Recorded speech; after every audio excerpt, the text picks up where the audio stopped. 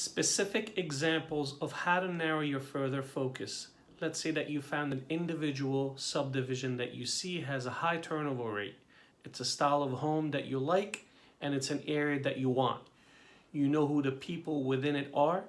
You know they have good jobs or whatever it is that you want to focus on. If you feel that you want to align with this one area exactly, what you're going to do is you are literally going to flood yourself with as much information in detail about this entire subdivision as possible.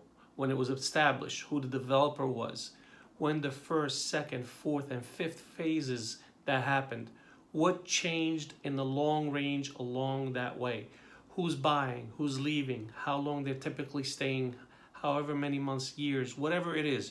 You're going to want to know the price per square foot. You're going to want to know what styles of homes that is. You're going to also want to know the amount of amenities and a style of amenities and the finishes of the amenities within the homes themselves, whether it needs to be granite, or it needs to have swimming pool, or it needs to have massive open rooms, or it needs to have 3-car garages or carports, whatever it is. You're going to want to flood yourself with all the research possible of knowing everything about the single subdivision. The way you do this is you just go in the MLS and you start doing it. So not only that, you're going to want to know who the major listing agent is in that area, and also who the major buying agent is in that area. So who's bringing the buyers in, or who's getting the listings, because not necessarily your listing agents are having those buyers. So you'll be able to have those discussions when someone says, oh, so-and-so always list the properties in here.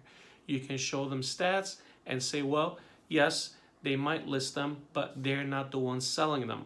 You're going to know days on the market. You know why properties are selling for whatever they are. You're going to want to know how many properties are on the market at any given time. You basically want to get to the point to where if you have a conversation with someone, that you could literally be able to walk their entire home and give them a spot estimate of exactly how much their home is worth within the 1,000 or 2, because you know the subdivision so well, and that you absolutely nobody could ever take that information away from you.